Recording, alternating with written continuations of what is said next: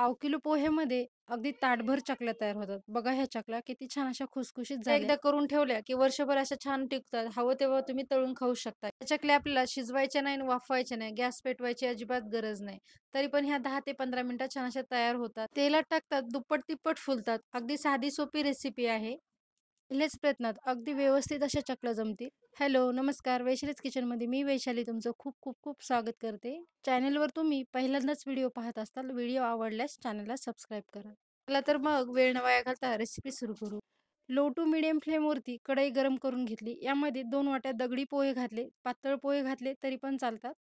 साधारण हे पाव किलो पोहे असतील. तुमच्याकडे जे प्रमाण असेल त्याने घेऊ शकता किंवा तुम्ही मोजून घेऊ शकता. पोहे भाजण्यापूर्वी पोहे छान असे चाळून घ्यायचे. याच्यामधल्या काड्या किंवा बारीक कण असतील तर ते निघून जाईल. हे पोहे आपल्याला लो टू मीडियम फ्लेमवरती मस्त असे कुरकुरीत भाजून घ्यायचे. पोह्याला थोडाफार दमटपणा असतो तो निघून पोहे छान असे कुरकुरीत होतील. पोहे छान असे मंद आचेवर भाजायचे. त्यामुळे काय होतं पोह्याचा छान असा खमंग वास येतो आणि पोहे कढईला लागत नाही. जर तुम्ही हाय फ्लेमवर पोहे भाजले तर खालचे पोहे करपतात. हे एकसारखे भाजत नाही. चकली केल्याच्या नंतर याच्यामध्ये थोडाफार तरी याचा कडवट वास लागेल. लो टू मीडियम फ्लेमवरती याला 4 ते 5 मिनिटं छान भाजल्याच्या नंतर पोहे हातात घेतल्याच्या नंतर अलगद असा कुस्कुरा झाला पाहिजे, इथपर्यंत भाजून घ्यायचे आणि आपल्याला हेच कंटिन्युअसली हलवत राहायचं आहे. त्यामुळे खालचे पोहे वर येतील, वरचे खाली येतील आणि व्यवस्थित असे पोहे भाजतील. बघा, छान असे पोहे भाजले. पोहे खमंग भाजले, की पोह्याचा असा छान वास येतो. चकलीसाठी पोहे शिजवायचे नाही आणि वाफवायचे नाही. त्यामुळे पोहे आपल्याला व्यवस्थित भाजायचे. त्यामुळे चकली खूप दिवस टिकेल, चवीला पण खूप छान लागेल. 4 ते 5 मिनिटांमध्ये पोहे आपले छान भाजून घेतले. हे पोहे आता आपण एका ताटामध्ये काढून थंड होण्यासाठी ठेवू. आता हे पोहे आपल्याला थंड झाल्याच्या नंतर मिक्सरमधून बारीक करून घ्यायचे. थंड झालेल्या पोह्याचं आपण मिक्सरला फिरून बारीक असं पीठ काढून घेतलं. पीठ हे व्यवस्थित चाळायचं. सोजीच्या चाळणीने किंवा अशा चाळणीने चाळलं तरी जमतं. चाळणीमध्ये हे थोडेफार कण राहिलेले ते तुम्ही इडलीसाठी किंवा पुन्हा एकदा मिक्सरला फिरून याला बारीक असं पीठ करून घ्यायचं. आता ह्या चाळलेल्या पिठामध्ये 1 चमचा तीळ घातले, सोबत 1 चमचा जिरे घातले. जिरे कुटायची गरज नाही, अख्खे घातलेले. सोबत लाल तिखट घातलं, हवं असेल तर घाला. करून हिरवी मिरची वापरली तरी चालते. तिखट न घालता मिठाचे पण छान लागतात. चवीपुरतं मीठ घातलं. पापड खाराऐवजी इथे मी खाण्याचा सोडा घातलेला आहे. रंगासाठी किंचित अशी हळद घातली. हळद खूप घालू नका, नाही तळलेल्या चकल्या सॉफ्ट पडतील. हे साहित्य आपल्याला व्यवस्थित असं मिक्स करायचं. हे पीठ भिजवण्याकरता नॉर्मल असं पाणी घेतलं. पाणी आपल्याला थोडं-थोडं करून टाकायचं. पाणी टाकताच हे पीठ असं अगदी पीठ असं रबलासारखं फुलायला लागतं. इथे पाण्याचं प्रमाण घ्यायचं नाही. जसं लागेल तसं पाणी घ्यायचं याच्यामध्ये. खूप पाणी लागतं त्याच्यामुळे मीठ आणि तिखट जरा व्यवस्थितच टाकायचं. आपल्या पिठात अगदी पाणी टाकताच पीठ हे बघा छान असं फुललेलं दिसतंय. आपण तसे पोहे धुतल्याच्या नंतर पोहे असे छान फुलतात आणि हाताला असे नरम लागतात. त्या पद्धतीचं हे पीठ माझ्या हाताला लागतंय. व्हिडिओच्या शेवटी चकल्या तळल्याच्या नंतर चिवट होऊ नये, अगदी कुरकुरीत राहाव्या यासाठी एक खास ट्रिक सांगणार आहे. त्यामुळे व्हिडिओ शेवटपर्यंत पहा. हे पीठ मळण्याकरता 1 ग्लास पाणी मला लागलेलं आहे. तर आणखी लागेल तसं पाणी याच्यामध्ये घालायचंय. 2 ते 3 मिनिटामध्ये पिठाचा छान असा गोळा तयार झाला. ह्या पिठाला आता आपल्याला 10 ते 15 मिनिटासाठी एखादा कपडा त्यातील झाकण ठेवायचं. ते 15 मिनिटानंतर बघा पीठ आपलं छान भिजलेलं आहे. घट्टसर गोळा झाला.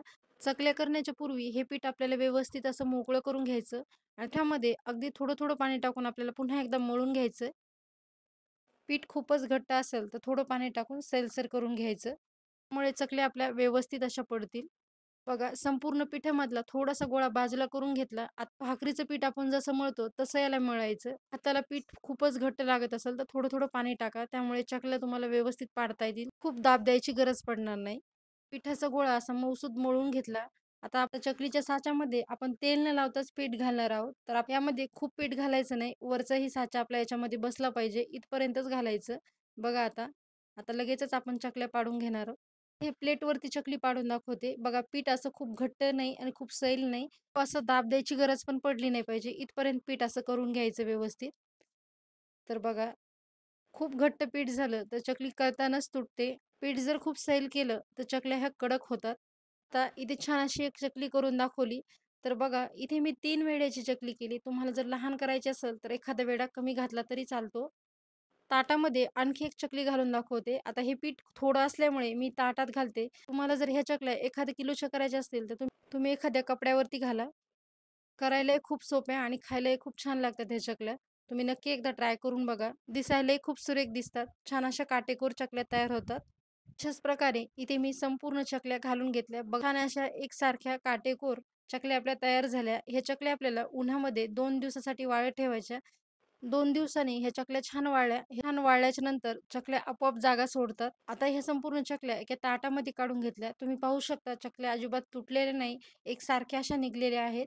अशा ह्या छान वाळलेल्या चकल्या एखाद्या डब्यामध्ये स्टोअर करून तुम्ही हवं तेव्हा तळून खाऊ शकता. चकल्या चिवट होऊ नये त्यासाठी टिप्स सांगणार होते. तर टिप्स ही चकल्या तळताना तेल आपल्याला कडकडीत गरम करून घ्यायचं. त्यामुळे थोडाफार भाग जरी चिवट झालेला असेल, तर तो व्यवस्थित तळतो आणि चकली खाताना एकसारखी कुरकुरीत लागते.